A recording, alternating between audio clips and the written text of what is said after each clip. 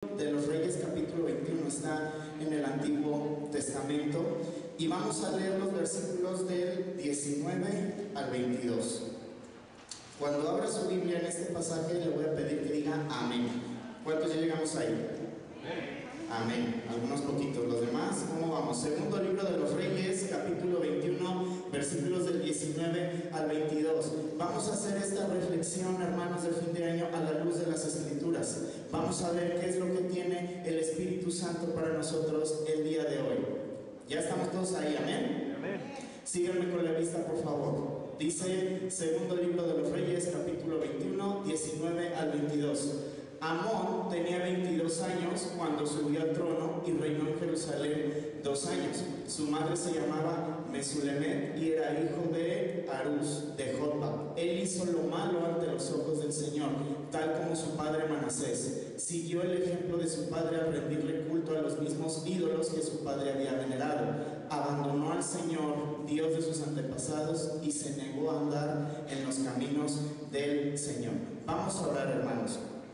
Señor y Padre amado, cuántas gracias te damos en esta fría mañana, Señor, porque eres bueno y para siempre es tu misericordia, Señor. Gracias porque has reunido nuevamente a tu pueblo, Señor, a tus escogidos, Señor, aquellos que has rescatado de las tinieblas, Señor. Nos has reunido en este día para adorarte, Señor, para alabarte y para bendecirte. Padre amado, clamamos por tu presencia en este domingo, Señor. Te pedimos en el nombre de Jesús que tu Espíritu Santo abra nuestro entendimiento, Señor. Que por favor podamos comprender la hermosa verdad de tu palabra, Señor, que podamos apreciar tu preciosa obra, Señor, y podamos saborear las delicias de tu ley, Padre. Te pido también por mis hermanos, Señor, y que juntos como pueblo lleguemos a un mismo entendimiento de lo que has hecho por nosotros en esa cruz. En el nombre de Jesús. Amén. Muy bien, hermanos. Acabamos de leer el pasaje de Segunda de Reyes. Y nos está hablando de un hombre llamado Amón, un rey del reino de Judá, del pueblo escogido de Dios, aquel pueblo que Dios había sacado de Egipto, de la esclavitud, de la opresión. Dios los había rescatado, los había redimido, les había dado una tierra, los había apartado de todas las naciones de la tierra para que fueran para Él. Pero ¿qué creen? Este pueblo falló en su propósito. Este pueblo falló en serle fiel al Señor. ¿Qué es lo que nos dice la Escritura? Que este rey Amón hizo lo malo ante los ojos del Señor, tal como su padre Manasés. Si nosotros nos tomamos unos breves minutitos para leer los versículos que están arriba, vamos a ver las espantosas cosas que hizo Manasés. Fue un hombre perverso, lo que le sigue perverso. Él se encargó de deshacer todo el culto que Israel tenía para el Señor. Se encargó de establecer ídolos en toda la ciudad, se encargó de permitir asesinatos, sacrificios de niños y un montón de cosas espantosas. Y su hijo Amón hizo lo mismo. La Escritura es muy clara y muy directa. Dice que hizo lo malo ante los ojos del Señor, que siguió el ejemplo de su padre y le rindió a culto a todo ídolo que se hubiera podido usted imaginar. Culto a las estrellas, culto a la tierra, culto a la diosa de la fertilidad, culto al dios del fuego, culto a todo. Había establecido ídolos por todo. Y este hombre, Amón, abandonó al Señor, que dice Dios de sus antepasados, el Dios que los había sacado de Egipto, que les había dado una tierra, y dejó de andar en los caminos del Señor. La Escritura es muy clara. Posteriormente, este hombre muere también, conspiran contra él y lo matan. Hay una especie de guerra civil en el reino de Judá y sube a reinar el hijo de Amón llamado Josías. ¿Cuántos años creen ustedes que debe tener un rey para comenzar a reinar? Unos 30, unos 40, 50, tal vez ya que esté maduro, ya que haya vivido gran parte de su vida. Podemos pensar que sí, ya que tenga una carrera universitaria, a lo mejor que tenga experiencia profesional. Hermano, amigo, Josías tenía 8 años cuando comenzó a reinar en Judá. Era un niño de 8 años. Un niñito como los nuestros, de 8 años, que lo ponen al frente de un reino como Judá. Además de que el padre de Josías, que era Amón, había sido asesinado y había una larga lista de acciones violentas en contra de esa familia, ¿cómo creen ustedes que pueda llegar un niño ante este panorama a reinar el pueblo de Judá? ¿Temeroso tal vez? ¿Abandonado? ¿Deprimido? Así fue como llegó Josías a reinar. Josías además era del linaje del rey David. ¿Cuántos de aquí hemos escuchado hablar del rey David? El rey cantor de Israel, ¿verdad? El autor de un montón de salmos. El Salmo 23 creo que es nuestro favorito. Siempre nos acordamos del rey David por el Salmo 23. Josías venía de ese linaje del rey David. Y a los 18 años que Josías comenzó a reinar en Judá, tendría aproximadamente unos 26 años, Josías empieza a tomar acción en el reino y empieza a mandar reparar, empieza a hacer algo así como parches en el reino de Judá. ¿Por qué? Porque el gobierno de Amón y el gobierno de Manasés había traído mucha violencia, mucha disensión, mucho crimen, mucha corrupción y el pueblo estaba desolado. En estas reparaciones, Josías manda reparar el templo del Señor. ¿Cuántos de aquí sabemos que el templo del Señor estaba en Jerusalén? Le tengo malas noticias. El templo, en tiempos de Manasés y de Amón, había sido dedicado a Moloc, a Acera y a un montón de ídolos. Se habían deshecho de todo lo que pertenecía a Dios. Habían hecho a un lado el arca de la alianza, habían hecho a un lado los 10 mandamientos, el maná que Dios le había dado a su pueblo, y el templo estaba, perdón la palabra, en ruinas, completamente deshecho. Josías, al encontrarse con un reino tan desolado como este, y al ser joven, digo, no debemos dejar de resaltar que era una persona joven, no era mayor a 26 años, manda a hacer reparaciones en el reino y prioriza la reparación del templo. Manda a sus servidores y dice: oigan, vayan al templo de Judá, comiencen a reparar, traigan carpinteros, traigan ingenieros, traigan especialistas para que el templo quede como debe de ser. Y como ya mencionamos, hermanos, la situación del templo era crítica. Estaba abandonado, destruido, posiblemente quemado, menospreciado. Era muy triste. El templo sobre el cual alguna vez la gloria del Señor había brillado, no, ya no había nada. Ante esto debemos reflexionar, hermanos, con el nuevo año que se avecina. ¿Cómo está nuestra vida a la luz de las Escrituras? Me pueden decir: ¿y eso qué tiene que ver con el templo? Bueno, desde que nosotros somos creyentes, o decimos que somos creyentes, nosotros somos templo del Espíritu Santo. ¿Cómo está el templo de nuestra vida? ¿Está igualmente desolado? ¿Está destruido? ¿Abandonado? ¿Menospreciado por nosotros mismos al Señor? ¿También está desolado como el templo de Jerusalén? Temo decirles que sí. Temo decirles que sí. Los voy a invitar, por favor, a que continuemos. Nada más como referencia, aquí tenemos dos reyes. El rey de la izquierda es Josías y el rey de la derecha es Manasés, su abuelo. Esta es una estatua, es artística, nada más para ubicar gráficamente de quiénes estamos hablando, cómo se les recuerda en la cultura popular, vamos a decirlo así. Pero el del lado izquierdo es Josías, este joven del que estamos hablando, que mandó a restaurar el templo, y su abuelo Manasés, que según dicen fue el que mandó a cerrar al profeta Isaías, mandó matar al profeta Isaías, ¿ok? Pero vamos a continuar ahora al capítulo 22 de Segunda de Reyes. Es ahí mismo donde ya lo teníamos. Abra su Biblia, por favor, en Segunda de Reyes, capítulo 22, versículo 8. Van los servidores de Josías al templo a hacer las reparaciones y vamos a ver qué cosa tan interesante sucede. Dice: el sumo sacerdote Hilcías le dijo a Safán, secretario de la corte: he encontrado el libro de la ley en el templo del Señor. Entonces Hilcías le dio el rollo a Safán y él lo leyó. Safán era un servidor del rey, trabajaba en la corte del rey. Safán fue por orden de Josías con los carpinteros, con los ingenieros, con los especialistas y les dijo: vamos al templo. Llegó con el sumo sacerdote y le dijo a Hilcías: vamos a comenzar a hacer las reparaciones en este templo, como lo mandó el rey. Pero pasa algo muy curioso. Esto no es solo una obra de restauración arquitectónica como las que vemos en el centro de la ciudad. ¿Qué es lo que dice la Escritura? ¿Qué le dijeron a este servidor? He encontrado el libro de la ley en el templo del Señor. ¿Saben? Yo personalmente me lo imagino sorprendido, así como, mira, qué curioso, mira lo que encontré. Acá estaba el libro de la ley en el templo del Señor. Y tal vez usted me pueda preguntar, bueno, pues era lógico, ¿no? Era un templo, pues debía de estar ahí el libro de la ley.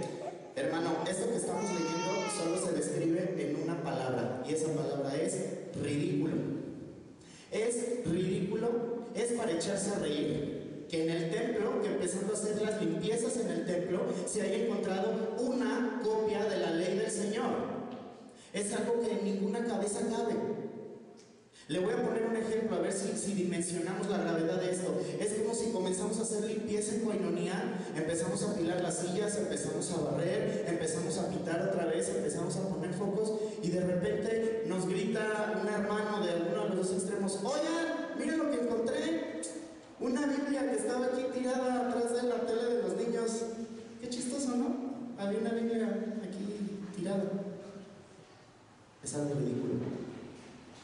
Es algo inconcebible, o debería ser inconcebible para nosotros. ¿Cómo es posible que un libro de la ley del Señor, que la escritura haya estado olvidada ahí? Y por casualidad la encontramos, ¿verdad? Y mira qué curioso. Qué grave es, hermano. Me puede decir, bueno, hermano Diego, pues era lógico que hubiera un rollo en el templo. Ahí es donde debía estar. La pregunta es, ¿el rollo de la ley debía estar en el templo nada más? ¿Por qué solo había un rollo de la ley? ¿Qué le pasó a toda la ley del Señor? ¿Se puede imaginar? Manasés y Amón, el abuelo y padre de Josías, mandaron destruir las copias de la ley. Todas las copias de la escritura, de la palabra de Dios, las habían mandado quemar, las habían mandado mojar, habían hecho, no sé, una hoguera en el centro de Jerusalén, se habían deshecho completamente de ellas. Solo quedaba una copia de la escritura en Jerusalén. Y ante esto, pues nosotros cuando leemos decimos, híjole, qué bárbaros estos cuantos, ¿verdad? ¿Cómo se les ocurre quemar la escritura y sacarla completamente del reino? Y pues hay de milagro, ¿verdad? Qué bueno que encontraron una copia. Híjole, hermano, temo decirle que muchas veces nosotros hacemos eso con la escritura. La sacamos completamente de nuestras vidas, la sacamos de donde debería de estar, la olvidamos, la quemamos, la mojamos, la menospreciamos, y a lo mejor acaso un día acá barriendo la casa, un sábado, un domingo, mira, pues encontré una Biblia aquí en la parte de arriba del librero, ¿verdad? Qué curioso, no me acordaba que tuviera una. O si tenía, pues no sé qué les pasó. ¿Cómo es posible? Esta descripción que estamos leyendo, no estamos hablando de Asiria, no estamos hablando de Babilonia, no estamos hablando de alguna nación que pues de manera abierta hubiera dicho desde un inicio no al Dios de Israel. Estamos hablando del pueblo de Dios, de aquellos que habían sido rescatados de Egipto. Este pueblo se había deshecho de la ley de Dios, la había quemado, la había destruido, la había menospreciado, había sido indiferente ante la ley de Dios, no les había importado, a tal grado que se encargaron de exterminar prácticamente todas las copias, excepto una. Vamos a continuar, hermanos. Versículos 10 al 13 de Segunda de Reyes. Dice, Safán también dijo al rey, el sacerdote Hilcías me entregó un rollo, así que Safán se lo leyó al rey. Este servidor de Josías, cuando llegó el sumo sacerdote, le dijo, mira, encontré aquí una Biblia olvidada, empolvada, de quién sabe cuánto tiempo. Este servidor del rey fue con el rey y le dijo, oye, pues mira lo que encontramos. Un libro de la ley. Y esto despertó la curiosidad de Josías. Recordemos de dónde venía Josías. Venía de un reino dividido, venía de un reino lleno de violencia, lleno de sangre, lleno de desesperación, lleno de desolación, había ascendido al trono a los 8 años, era una criatura, apenas estaba haciéndole frente a todo lo que tenía que ver en un reino. Y pues este servidor Safán comenzó a leerle la ley del Señor. Vamos a continuar. Dice, cuando el rey oyó lo que estaba escrito en el libro de la ley, rasgó su ropa en señal de desesperación. Luego dio las siguientes órdenes a Hilcías, el sacerdote, a Ahicam, hijo de Safán, a Acbor, hijo de Micaías, a Safán, secretario de la corte, y a Asaías, consejero personal del rey. Vayan al templo y consulten al Señor por mí, por el pueblo y por toda la gente de Judá. Pregunten acerca de las palabras escritas en este rollo que se encontró, pues el gran enojo del Señor arde contra nosotros, porque nuestros antepasados no obedecieron las palabras de este rollo. No hemos estado haciendo todo lo que dice que debemos hacer. Yo quiero hacerle una reflexión de fin de año, hermano. Ya prácticamente estamos al 2020. Ustedes y yo, porque somos una iglesia, ¿verdad? Ustedes y yo hemos hecho todo lo que debíamos hacer delante de Dios. No le estoy hablando de activismo. No le estoy hablando de venir y dar millones aquí en la ofrenda, ni le estoy hablando de irnos de rodillas a, no sé, no le estoy hablando de activismo. Le estoy hablando de lo que el Señor nos ha encomendado de manera individual a cada uno de nosotros y de manera colectiva a su iglesia. Hemos hecho todo lo que debíamos hacer. En este 2019 hicimos todo lo que el Señor se había propuesto para nosotros. Fuimos dóciles ante Él, nos rendimos ante su palabra, lo buscamos más, estuvimos en comunión con los hermanos. Si usted me dice, sí, claro, yo cumplí con toda la ley, híjole, ¿no le sangra la lengua de pura casualidad? La realidad es de que no lo hemos cumplido. Así como el reino de Judá, nosotros tampoco lo hemos cumplido. Pero vea qué reacción tan interesante la de este joven rey. No dejo de subrayar que era joven y a mí personalmente no deja de sorprenderme esto, que Josías, cuando escuchó lo que la Biblia dice, dijo, ay, chale, pues, qué mal plan, ¿no? Perdón por la expresión, pero dijo, sí, pues, qué mala onda. O dijo, no, vayan a quemar ese rollo porque aquí, la verdad, estamos muy ocupados en restaurar el templo, no tengo tiempo de estar escuchando todo lo que está escrito en ese rollo. No, váyanse, ¿sabes qué? Destrúyelo. No quiero. Si mi padre y mi abuelo lo destruyeron, ¿yo para qué lo quiero? Ellos por algo se deshicieron de él. ¿Cuál fue la reacción de Josías? Primero, leyó la escritura, lo lógico. Segundo, rasgó su ropa. Para aquellos que esta expresión se nos haga curiosa, pues ¿cómo que rasgó su ropa? Podemos decir, bueno, pues yo el otro día estaba limpiando y también rasgué una playera. No se refiere a accidentes. Se refiere que estaba tan desesperado, que tenía tanto dolor, se sentía tan culpable porque había visto su condición delante de Dios, que rasgó su ropa.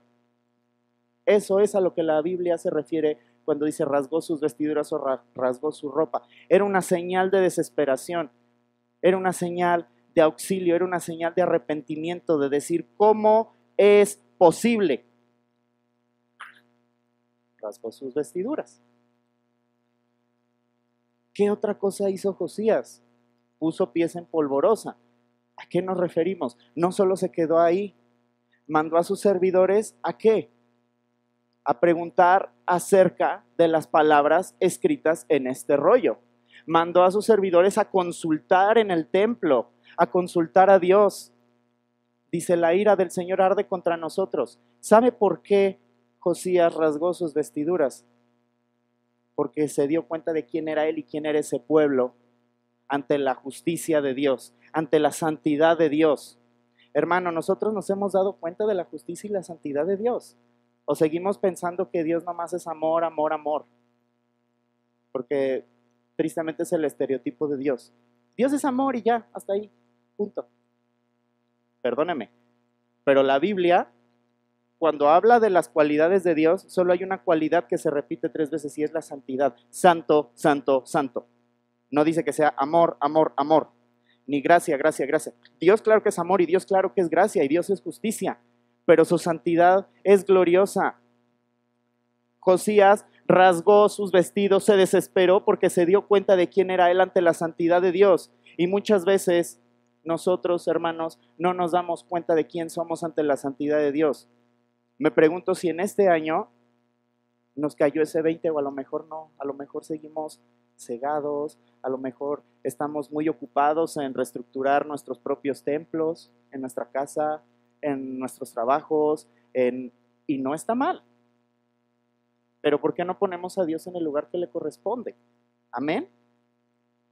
Vemos la actitud de Josías, que leyó la escritura, rasgó sus vestiduras y consultó al Señor. Les dijo a sus siervos, vayan al templo por favor y consulten al Señor. Vamos a orar, vamos a buscar la verdad de Dios.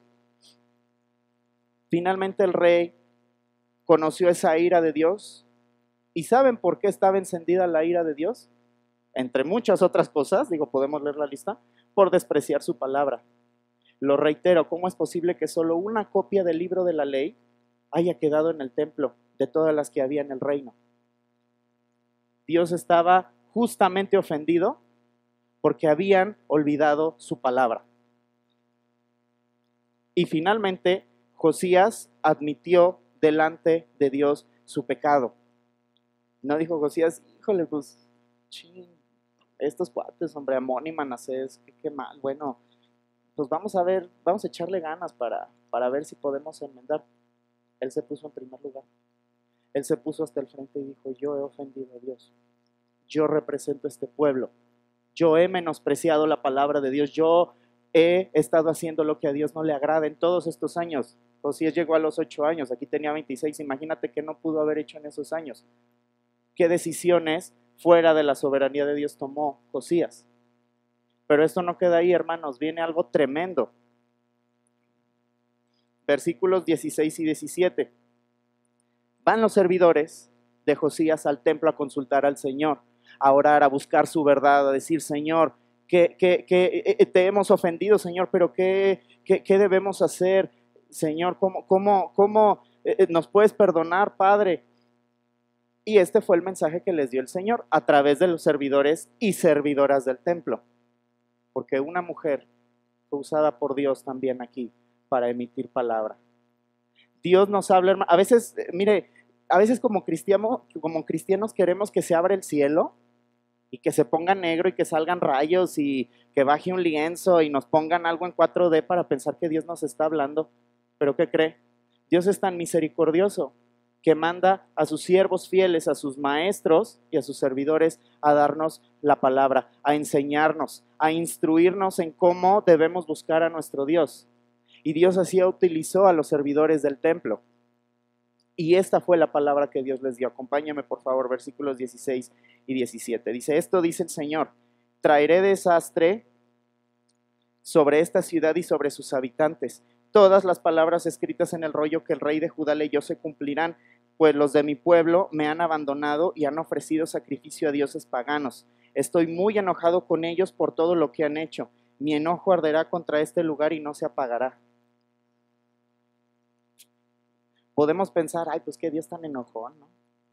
Como que no tiene mucha paciencia, como que no es muy tolerante.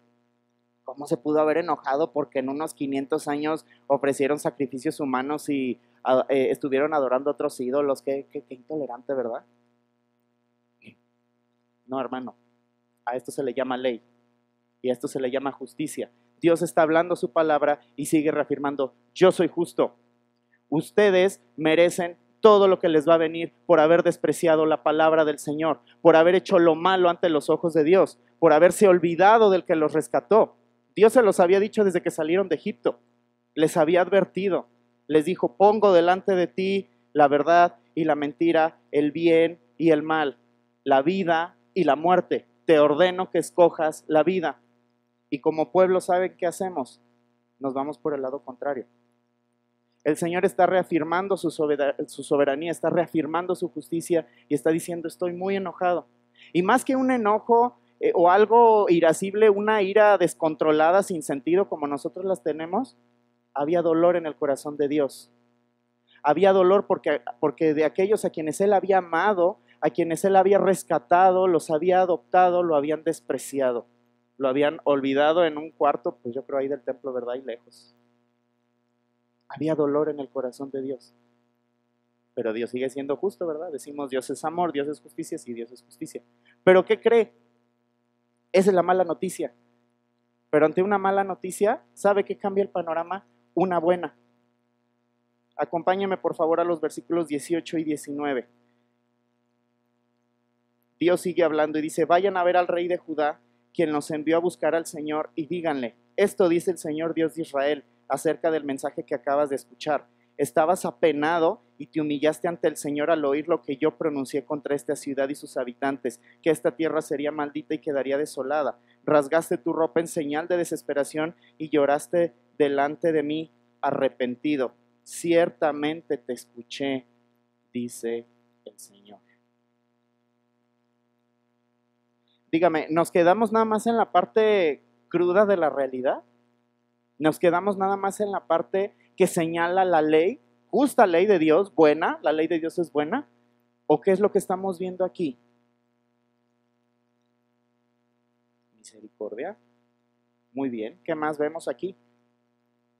Perdón. Muy bien. ¿Qué más podemos ver aquí?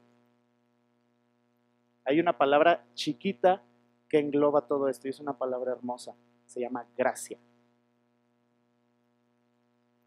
Nuestro Dios es Dios de verdad y es un Dios de ley y es un Dios de gracia. Y lo que aquí el Señor está hablando, le está diciendo a Josías, por cuanto tú rasgaste tus vestiduras y tú te humillaste, todo esto no va a venir en tus tiempos. El Señor tuvo misericordia y perdonó a Josías por estas ofensas tan grandes. Hermanos, ¿a cuántos de aquí el Señor nos ha perdonado por las ofensas que le hemos hecho? ¿Es de gozo o es de tristeza el saber que Dios nos ha extendido su gracia? Es de gozo, mucho gozo y alegría. Muy bien, hermano. Debería ser nuestro motivo para cantar todos los domingos. Debería ser nuestro motivo para buscarle más. Amén. ¿Pero qué cree? Somos como el pueblo de Israel, se nos olvida. Somos como Manasés y Amón. Despreciamos la palabra de Dios. Despreciamos a sus maestros. Despreciamos a sus servidores. Somos indiferentes. Tenemos ídolos en nuestra vida. ¿El fútbol tal vez? No me lo tome a mal. No estoy diciendo que ver fútbol o jugar fútbol es malo. No es el punto.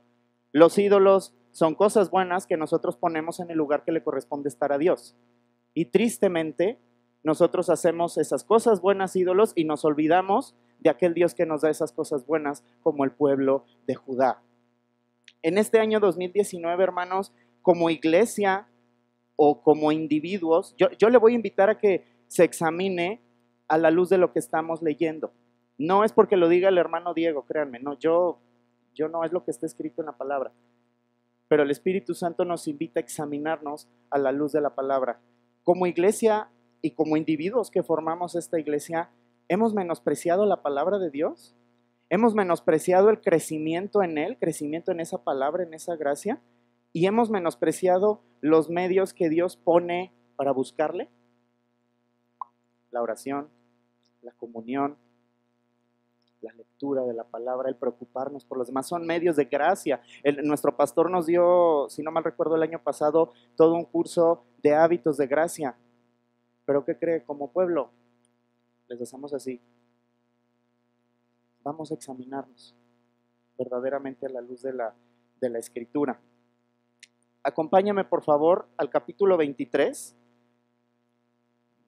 versículos del 1 al 3, porque la historia no acaba ahí. Nuestro Dios se glorifica. Nuestro Dios de ley y de gracia se glorifica a través de lo que va a suceder.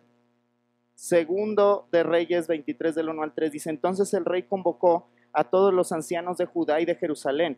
Luego subió al templo del Señor junto con todos los habitantes de Judá y de Jerusalén, acompañado por los sacerdotes y los profetas. Toda la gente, desde el menos importante hasta el más importante. Allí el rey les leyó todo el libro del pacto que se había encontrado en el templo del Señor. El rey tomó su lugar de autoridad junto a la columna y renovó el pacto en presencia del Señor. se comprometió a obedecer al Señor cumpliendo sus mandatos, leyes y decretos con todo el corazón y con toda el alma. De esa manera confirmó todas las condiciones del pacto que estaban escritas en el rollo y toda la gente que dice, nada más Josías, perdón, creo que no leí bien, nada más el rey se comprometió con el pacto. Toda la gente. ¿Y por qué toda la gente? Puede decir, ay, pues si Josías era el rey, pues él, ¿no? Digo, ¿por qué tenía que involucrar a todo el mundo? ¿Por qué tenía que involucrar del menos importante al más importante o del más pequeño al más grande? Pues Josías era el rey, ¿no? Él tenía que dar cuenta.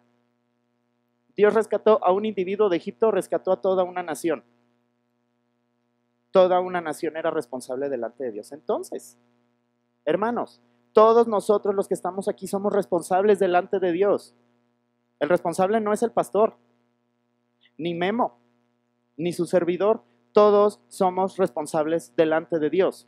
Todos tenemos la encomienda delante de Dios de buscarle, de amarle, de orarle, de desear más de Él. Y si no lo hacemos, no, pues es culpa del pastor, ¿verdad? Porque pone ahí unos eventos bien chafas, un congreso bien chafa.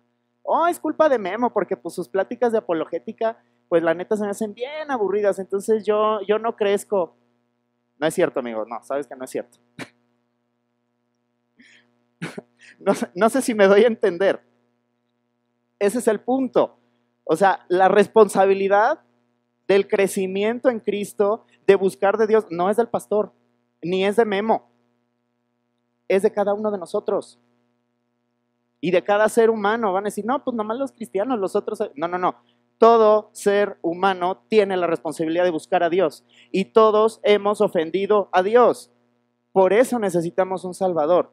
Yo lo quiero invitar, hermano, a que si en este 2019 usted menospreció todos los medios que Dios puso para que le buscase, acuda a pedirle perdón. Si usted menospreció todas esas prédicas, todos esos estudios, todas esas conferencias que Dios puso, pídale perdón. Porque son regalos que Dios le da en su gracia para que acuda a Él. Y nosotros, mire, lejos. Pero ¿qué está haciendo aquí Josías? Volvamos al punto. Junto a todo el pueblo, junto a los líderes, junto a los ancianos, junto a los más pequeños, y los hizo comprometerse delante de Dios. Entregó su pecado delante de Dios, dijo, Señor, te ofendimos. Estaban los sacerdotes y los profetas, toda la gente desde el menos importante hasta el más importante, y les leyó todo el libro del pacto. Estaban los servidores del templo, estaban los líderes de alabanza, estaban los maestros de escuela dominical, estaban los maestros de las células, estaban los que imparten conferencias de apologética, y estaba el pueblo ahí. Leyeron el libro del pacto y se comprometieron, vieron su realidad delante de Dios y dijeron, Señor, nos comprometemos contigo, te hemos ofendido.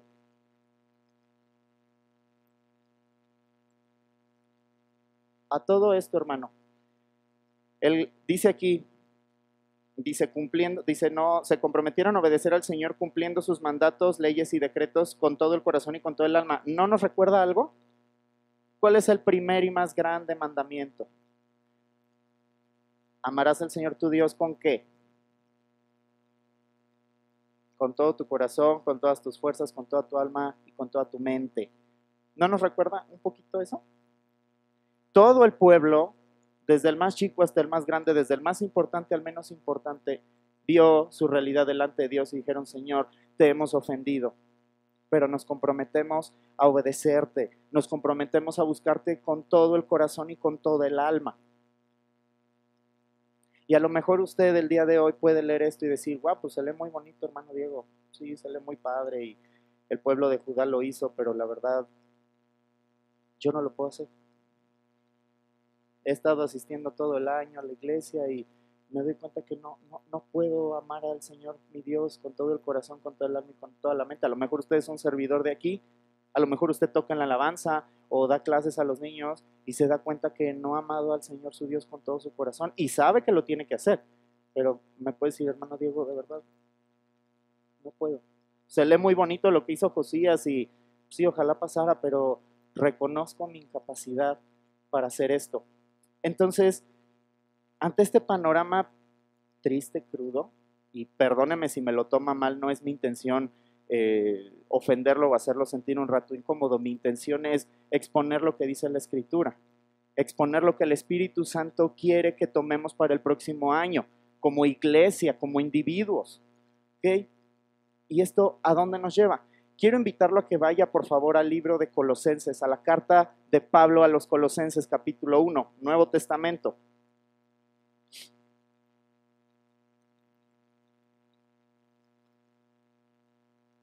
Vamos a ver, ya vimos nuestra realidad, ya vimos que somos incapaces de amar a Dios con nuestro propio corazón, con nuestra propia alma, con nuestra propia mente. Ya vimos que en este año dejamos a un lado la ley del Señor, como Judá. Y ya vimos que hubo un rey que se rasgó sus vestiduras e intercedió. Pero ¿esto a dónde nos debe llevar? Vamos a Colosenses capítulo 1, por favor, versículos 3 y 6. Los que hayan llegado ahí digan amén. Muy bien. Síganme con la vista, por favor. Escribe el apóstol Pablo: siempre oramos por ustedes y le damos gracias a Dios, el Padre de nuestro Señor Jesucristo, porque hemos oído de su fe en Cristo Jesús y del amor que tienen por todo el pueblo de Dios. Ambas cosas provienen de la firme esperanza puesta en lo que Dios les ha reservado en el cielo. Ustedes han tenido esa esperanza desde la primera vez que escucharon la verdad de la buena noticia. Pablo les está dando unas palabras preciosas, unas palabras de gozo a una comunidad de creyentes que vivían en Colosas, a un grupo de gente que como nosotros habían conocido a Jesucristo, que se habían rendido a Él. Y Pablo les escribe feliz, les escribe contento y les dice: doy gracias a Dios por ustedes, dice, delante de nuestro Señor Jesucristo, porque oigo de su fe en Cristo Jesús y del amor que tienen por todo el pueblo de Dios. Contésteme algo, ¿el pueblo de Judá tenía fe y amor por Dios y por el pueblo? No. Entonces podemos decir, esto está en la misma Biblia. ¿Quiénes son estas personas, verdad? O sea, ¿cómo estas personas que Pablo les escribe, que eran seres humanos como usted y como yo, podían tener esa fe y ese amor hacia Cristo Jesús y hacia su pueblo? Dice, ambas cosas provienen de la firme esperanza puesta en lo que Dios les ha reservado en el cielo. Ustedes han tenido esa esperanza desde la primera vez que, ¿qué? ¿Que escucharon qué cosa? Muy bien, Memo, la verdad de la buena noticia. Hermanos, ¿dónde está contenida la verdad de la buena noticia? Amén. Está en la Biblia. Esa verdad de Dios, ese evangelio, buena noticia es evangelio. ¿Ok? La palabra evangelio, tristemente la hemos asociado a cosas que no va, pero el evangelio es una buena noticia. Ya vimos malas noticias, ¿verdad? Ya vimos un panorama desolador. ¿Qué creen? Ahora yo le tengo la buena noticia. Es la verdad de Cristo Jesús.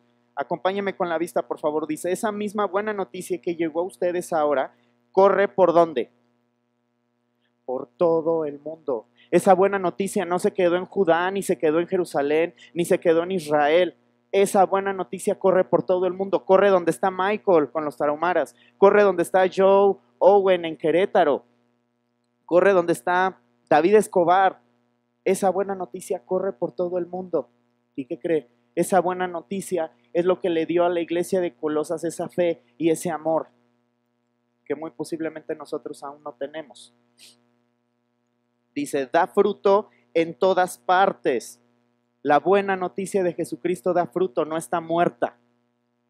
No es algo que esté nada más contenido en un libro y ahí pum, en el librero y pues la vida sigue. No, la buena noticia da fruto, dice, da fruto en todas partes. ¿Había fruto en Judá en tiempos de Josías?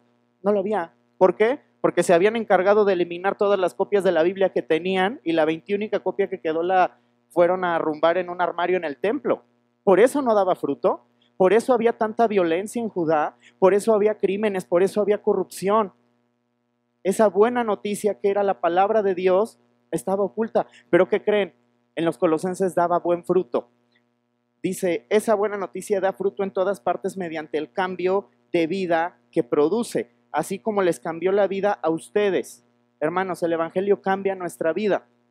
Si usted viene el día de hoy aquí y dice, hermano Diego, yo he asistido aquí a la iglesia o he asistido a cualquier iglesia y la verdad veo que no puedo amar a Dios con todo mi corazón, con toda mi alma y con toda mi mente, que lo he desobedecido de manera abierta, y cínica, porque muchas veces eso hacemos, desobedecer a Dios de esa manera, y la verdad no sé, o sea, yo veo que no hay fruto en mi vida.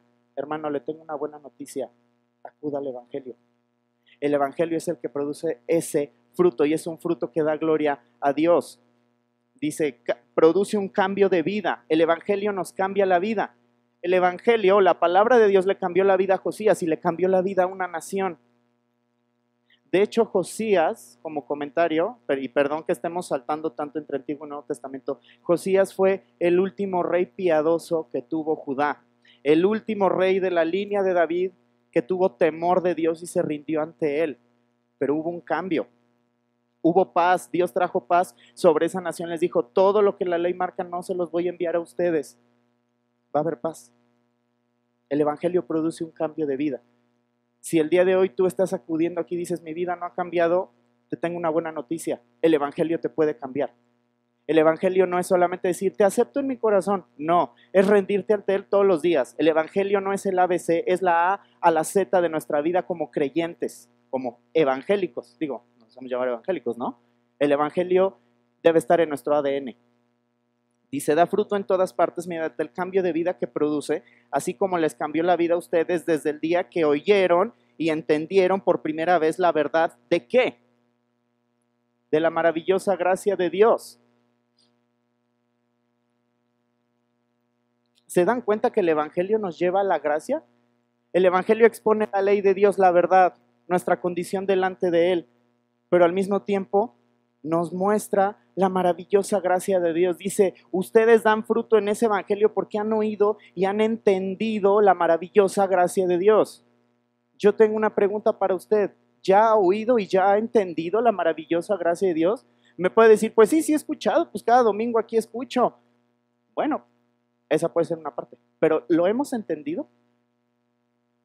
Nos ha caído el 20 que necesitamos un Salvador porque somos completamente incapaces de agradar a Dios, que no podemos nosotros, seamos o no seamos servidores, seamos ciudadanos, nos ha caído el 20 que de verdad necesitamos la gracia de Dios, como a Josías le cayó el 20 a leer el libro de la ley. Yo quiero darle nuevamente la buena noticia de esa maravillosa gracia de Dios. Hubo un Josías que también rasgó sus vestiduras e intercedió delante de Dios. Y ese Josías es el Señor Jesús. Él es el Rey verdadero del linaje de David, perfecto, la imagen del Dios invisible, el heredero de todo lo que hay, el creador de todo, el sustentador. Y ese Rey rasgó sus vestiduras al darse cuenta de la realidad de nuestro pecado delante de Dios. Él exclamó, Jerusalén, Jerusalén, que matas a tus profetas y apedreas a los que te son enviados.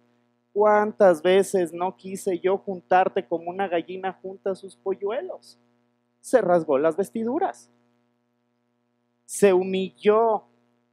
Este Josías de nosotros, que es Jesucristo, se humilló completamente. ¿Y qué creen? Toda la ira que Dios en su momento no le envió a Josías, ¿quién cree que la recibió? Cristo. Toda la ira por esa idolatría, por ese abandono de la palabra de Dios, por esa corrupción, fue echada sobre Jesucristo. Jesucristo es nuestro Josías. El día de hoy, no me lo tome mal, yo no le vengo a decir, ¿sabe qué? Tiene que ser como Josías y portarse bien y agarrar la Biblia y religiosamente leerla todos los días. Ese no es el punto de este mensaje. El punto no es tener una actividad religiosa, eso no lleva a ninguna parte. El punto es rendirnos, como lo hizo Josías, ante la verdad de Dios y clamar por su maravillosa gracia que dio en Cristo Jesús. Jesús es nuestro Josías, es el Josías que necesitábamos, porque nadie de aquí lo iba a poder hacer. Hasta que Jesús llegó, se humilló y clamó hacia el Padre en la cruz. Dijo, Padre, perdónalos porque no saben lo que hacen, no tienen ni idea de lo que están haciendo. Nosotros clavamos a Jesús en esa cruz. Un martillazo y otro martillazo, y por nosotros que ahí se hubiera quedado. Pero ¿qué creen? La maravillosa gracia de Dios nos cambia. Jesucristo vive. Amén. Hay una tumba vacía. Jesucristo es el que habla el evangelio, el que produce ese cambio de vida. ¿Para qué? Para que si somos como el pueblo de Judá, que se olvidó de su Dios, que se olvidó de su palabra, la menospreció, Jesucristo cargó en él toda la ira de Dios para que todo aquel que en él cree no se pierda como el pueblo de Judá, sino que tenga vida eterna en él. Amén. Es hermoso. No se le olvide, hermano, Jesús es nuestro Josías, es el Josías que requerimos. Que alguien intercediera por nosotros delante de Dios porque nosotros estábamos completamente perdidos y desesperados como Judá. Y Jesús cargó en él toda esa ira de manera voluntaria, pensando en ustedes, en nosotros, en su iglesia. Jesús fue clavado en una cruz y derramó hasta la última gota de su sangre. ¿Quieres saber para qué? Para que podamos tener vida eterna por esto, por esta palabra. Contésteme algo. Si Jesús murió para eso, ¿por qué tenemos la Biblia arrumbada en el librero y empolvada? ¿Por qué tenemos la Biblia abandonada en el fondo de una mochila? Jóvenes, ¿por qué si tus padres te han regalado una Biblia o tus líderes o tus maestros te han regalado una Biblia, ¿por qué la tienes ahí olvidada, manchada de catsup o yo no sé qué? ¿Por qué? O sea, Jesucristo derramó hasta la última gota de su sangre para que su palabra la tengamos en menosprecio. No, esto no es así. Esto no es así. Al contrario, vamos a ver qué es lo que sucede cuando una comunidad de creyentes y de individuos se rinde completamente ante esa maravillosa gracia de Dios. Versículos 7 y 8. Dice: ustedes se enteraron de la buena noticia por medio de Epafras, nuestro amado colaborador. Él es un fiel servidor de Cristo y nos ayuda en nombre de ustedes. Nos contó del amor por los demás que el Espíritu Santo les ha dado. Esa buena noticia, como dijimos, da fruto en todas partes, pero no se queda solamente en el cuaderno, perdón por la palabra, sino que esa buena noticia está viva y fluye a través de la gente. Aquí Pablo nos está hablando de un amigo de él, un muy querido amigo de él llamado Epafras, que dice es un fiel colaborador. Les digo algo, yo le doy gracias a Dios por todos los colaboradores que tenemos en Koinonía. Y públicamente quiero reconocer y le doy muchas gracias a Dios por la vida del hermano Héctor. ¿No está el hermano Héctor? Presente. Un aplauso fuerte al hermano Héctor, por favor.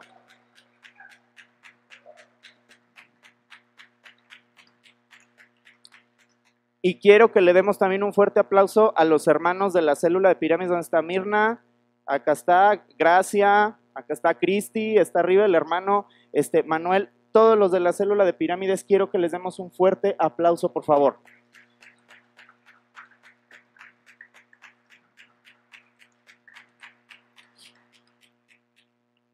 También quiero que le demos un fuerte aplauso a Toño, pero así bien tronado también. Toño.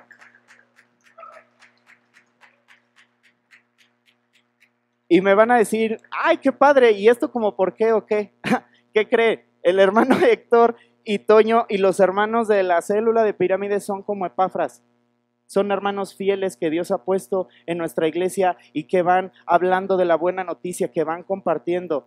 Yo he sido muy bendecido por la célula de Pirámides y por todas, todas nuestras células son una bendición, pero los hermanos de Pirámides, a todos los demás, a toda la iglesia nos han puesto el ejemplo de cómo debemos perseverar en el evangelio, de cómo debemos buscar a nuestro Dios, de cómo debemos continuar profundizando en las escrituras, hermanos. Yo le doy gracias a Dios por sus vidas y espero que en este año 2020 podamos llegar como ellos, con esa hambre de decir qué más dice tu palabra, de seguirlo buscando, de no conformarnos, de estar al pendiente de lo que Dios tiene para nosotros.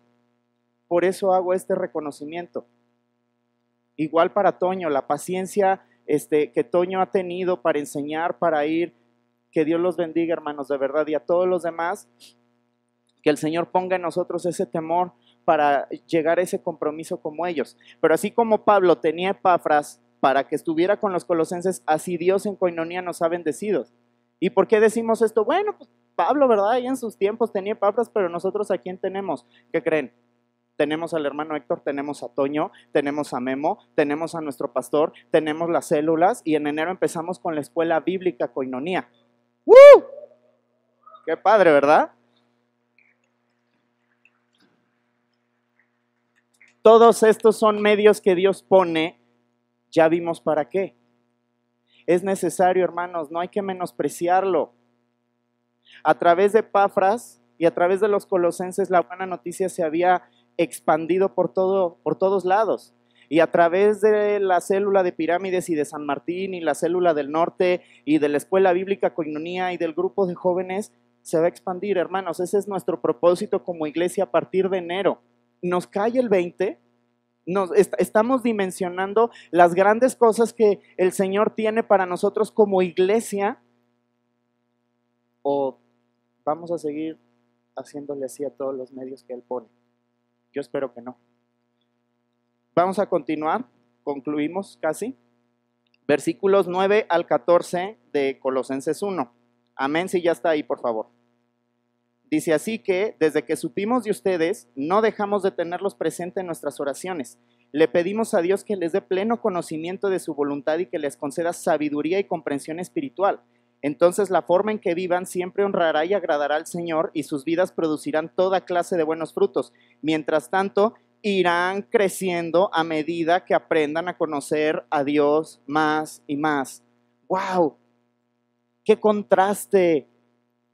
¿Contraste con qué, Diego? Pues contraste con lo que leímos del reino de Judá, de lo que había en tiempos de Josías. Aquí vemos a una comunidad viva, a una comunidad que aprendía del evangelio, que crecía. ¿Qué les dice Pablo? Oramos por ustedes para que a medida que van conociendo ese evangelio, van profundizando en él, tengan sabiduría y comprensión espiritual, sabiduría y comprensión de lo que Dios quiere para sus vidas, quiere hacer en sus vidas y a través de sus vidas. ¿Y para qué? Para que vayan creciendo y conozcan a Dios más y más. Muchas veces nos preguntamos, ¿por qué estoy estancado? ¿Por qué mi carácter sigue siendo como es? ¿Por qué hay disensión en mi casa? ¿Por qué si yo voy a la iglesia y escucho los sermones y canto las alabanzas, pero no veo crecimiento? Hermano, de acuerdo a lo que estamos leyendo en las Escrituras, es porque hacemos a un lado la palabra de Dios y no lo buscamos como se merece. Pero el Señor aquí nos promete que a medida que nos rendimos a su evangelio, que experimentamos su maravillosa gracia, iremos conociendo a Dios más y más. ¿Quién quiera conocer a Dios más y más? Amén. Dice, también pedimos que se fortalezcan con todo el glorioso poder de Dios. Pablo les escribe a los colosenses y dice, también esperamos que ustedes vayan conociendo a Dios más y más y que se fortalezcan. ¿Cuántos de aquí necesitamos fortaleza? Muchos de aquí tenemos parientes enfermos en casa. O hemos pasado por esa situación. O tuvimos un año lleno de pérdidas económicas, pérdidas familiares. Y decimos, ya no llego ni a la esquina, no veo la luz al final del túnel. Seguimos siendo humanos, seguimos necesitando de la gracia, pero ¿qué creen? Esa misma gracia nos da el glorioso poder de Dios. Es impactante cómo lo dice aquí esta porción, dice que es el glorioso poder de Dios. Imagínese ese poder de Dios en su vida, que usted pueda enfrentar todas estas situaciones glorificando a Dios al buscarle en oración, al buscarle en su palabra. Dice Pablo, pedimos que se fortalezcan con todo el glorioso poder de Dios para que tengan toda la constancia y la paciencia que necesitan. ¿A cuántos de aquí nos ha hecho en este año constancia y paciencia para buscar del Señor? Yo en primer lugar, yo admito, yo he necesitado constancia y necesito constancia y paciencia para perseverar en la gracia. Pero ¿qué cree? Aquí Pablo nos está diciendo, ese Jesús que fue clavado en una cruz y que reina a la diestra del Padre es fiel. Y Él, a medida que ustedes lo busquen más y más, les va a seguir llenando de su glorioso poder para que tengan esa constancia y paciencia que necesitan para perseverar en Él. ¿Dios nos abandona? No, hermanos, todo lo contrario. Dice, mi deseo es que estén llenos de alegría y den siempre gracias al Padre. Él los hizo aptos para que participen de la herencia que pertenece a su pueblo, el cual vive en la luz. El Señor nos tiene una herencia gloriosa que vamos a encontrar en su palabra a medida que vamos profundizando, a medida que lo vamos buscando en oración, a medida que vamos conviviendo con los hermanos en los grupos de comunión. Pero dice, su pueblo vive en la luz. Ah, caray. ¿Cómo que su pueblo vive en la luz? Claro, su pueblo vive en la luz, no vive en lo oculto, no vive en lo turbio, no vive en lo que no se ve, vive en lo transparente, en lo brillante, en lo diáfano. Todos aquellos que hemos sido redimidos por Cristo debemos andar en luz. Y el Señor nos alumbra con la verdad del Evangelio. Dice, pues Él nos rescató del reino de la oscuridad y nos trasladó al reino de su Hijo amado, quien compró nuestra libertad y perdonó nuestros pecados. Amén y amén. Amén. Hermanos, vamos a concluir, pero me puede decir, bueno, y pues de todo esto que estamos hablando, de toda esta palabrería o de tanto que leímos de la Biblia, qué aburrido, ¿verdad? Todo lo que leímos de Biblia hoy. Puede decir, pues de todo esto, ¿a dónde vamos? Vamos a reformular la cuestión. ¿Por qué es importante crecer en el conocimiento de la palabra? Después de lo que leímos de Josías, después de lo que leímos cómo abandonaron la ley de Dios, y después de ver todo lo que el glorioso evangelio de Cristo hace en la vida de los colosenses, nuestra pregunta debe ser, ¿por qué es importante entonces crecer en el conocimiento de la palabra? Algo que muchas veces menoscabamos, menospreciamos, dejamos. Pues la Biblia ahí que se queda, ¿verdad? Tengo cosas más importantes que hacer. No. Crecer en el conocimiento de la palabra es importante primero porque entendemos qué es lo que ofende al Señor de nuestra vida, el pecado. ¿Qué es lo que lo ofende? ¿Qué pensamientos, qué acciones o qué omisiones tenemos nosotros que atentan contra la justicia y la santidad de Dios? Por eso es importante crecer en la palabra. Además de una mayor comprensión de mi pecado que ofende a Cristo, ¿por qué es importante crecer? Porque entendemos a mayor dimensión la obra de Dios en nuestra vida, la santificación.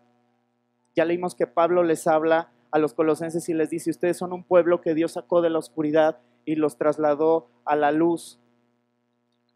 En ese trasladar a la luz, en ese reino de luz, el Señor va limpiándonos de todo el pecado que le ofende. Este proceso se le llama santificación. ¿Por qué es importante entonces crecer en la palabra? Para tener una comprensión del pecado que ofende a Dios, mi ira, mis celos, mi indiferencia, mi desobediencia, mis pensamientos. Sí. Para entender que lo que Dios pone en mi vida es para que sea santo para Él, apartado para Él. Y no quiere decir que yo me vaya a vivir lejos allá en un monasterio, sino que yo sea apartado de hacer las cosas malas que le ofenden y vivir para Él como Él quiere, la santificación. Y tercero, ¿por qué es importante crecer en la palabra de Dios? Porque vamos conociendo a Dios más y más a medida que nos rendimos a Él, y esto es el Evangelio. Mientras nosotros más perseveramos en esta palabra santa, en este glorioso Evangelio, vamos conociendo a Dios más y más. Le tengo una buena noticia, Dios no está encerrado aquí todas las semanas, todos los domingos esperando que usted venga. Dios es un Dios activo que sigue obrando, sigue salvando pecadores, sigue restaurando familias, sigue trayendo convicción de pecado. Y usted puede conocer a Dios más y más en su trabajo, en su escuela, en su familia. ¿O sabe dónde? A puerta cerrada, incluso en su casa. Conocer a Dios más y más, esa gracia que le da para que se acerque a Él. Por esto, hermanos, es importante crecer en el conocimiento de la palabra. Por eso, nuestro pastor ha sido muy incisivo. Hermanos, vamos a las células. Hermanos, vamos a juntarnos a orar. Hermanos, jóvenes, vamos a capacitarnos en apologética. Es por esto, no es por capricho pastoral, no es por capricho de Memo 1, es porque de esto depende nuestra vida, nuestra condición eterna. Y con estos puntos, y ya para concluir, a lo mejor su pregunta es, ¿qué debo hacer? Hermano Diego, me he dado cuenta que he menospreciado la palabra de Dios, que he menospreciado los medios que Dios pone para buscarle, que no he tomado en serio a los maestros, a los servidores que Dios me pone. Me he dado cuenta que he ofendido a Dios por esa indiferencia. ¿Qué debo hacer? ¿Qué es lo que debo hacer? Pasemos a la acción. Primero, saca la Biblia del estante. Sácala. Joven, señorita, padres de familia, saquen la Biblia. No sé si tengan 20 o solo tengan una en casa, pero sáquenla, desempólvenla, sáquenla del estante. 2, lean el mensaje de la Biblia. La fe viene por el oír y el oír por la palabra de Dios. Abran la Biblia. Hermano Diego, pero pues son 66 libros, híjole, ¿por dónde empiezo? Romanos, el Evangelio de Marcos, es palabra de Dios. Ábrele en Romanos para que veas todo lo que Cristo ha hecho. 3, rasga tus vestiduras. Me va a decir, ay, entonces tengo que romper todas mis playeras acá en la... No, no hablo de romper sus playeras. Si lo quiere hacer, rómpalas. Pero que eso nos lleve a algo eterno. Es decir, yo después de sacar la Biblia del estante, de desempolvarla, o sacarla del fondo de mi mochila que está manchada de catsup o no sé qué, y abrirla y leer el glorioso Evangelio en Romanos, en Colosenses, en Efesios, no sé, y de ver mi condición delante de Dios, cómo yo estoy necesitado de Él, cómo no puedo subsistir, no puedo vivir sin Él, rasgar las vestiduras, que me dé esa ansia de admitir, Señor, no puedo. Señor, en este año te he ofendido. Señor, en este año me he olvidado de ti. He sido un religioso, Señor. O he sido un libertino, Señor. Por favor, rasguemos las vestiduras. 4, orar y consultar al Señor. Decir, Señor, de acuerdo a lo que me estás mostrando en tu palabra, ¿qué debo de entregarte, Padre? ¿Qué pecado debo de soltar? ¿Qué pecado debo confesar, Señor? ¿Qué actitud errónea delante de ti debo admitir, Señor, para buscarte más y más? Hay que orar y consultar al Señor. Esto no se trata de aprendernos como perico los versículos. Ese no es el punto. Se trata de llevarnos a Cristo. Al rasgarnos nuestras vestiduras, debemos orar y consultar al Señor. Como le dijo Pablo cuando fue tirado, Señor, ¿qué quieres que yo haga? Y por último, escuchar la respuesta del Señor que viene en su palabra y rendirnos a Él. ¿Por dónde puede venir esa respuesta? A lo mejor por el hermano Héctor, a lo mejor por Toño, a lo mejor por Memo, a lo mejor por nuestro pastor, a lo mejor por nuestros maestros de escuela dominical. Dios siempre tiene servidores fieles que nos hablan. Por último, debemos escuchar la palabra de Dios y rendirnos a Él. Yo no le vengo a decir, haga esto y esto y esto y dé 3 vueltas al Picacho y ofrende tanto y asunto resuelto. No, le vengo a decir todo lo contrario, ríndase a Él. Ríndase a Él. Vamos a concluir, hermanos. Yo los invito a que tengamos un tiempo donde nos rindamos ante nuestro Señor.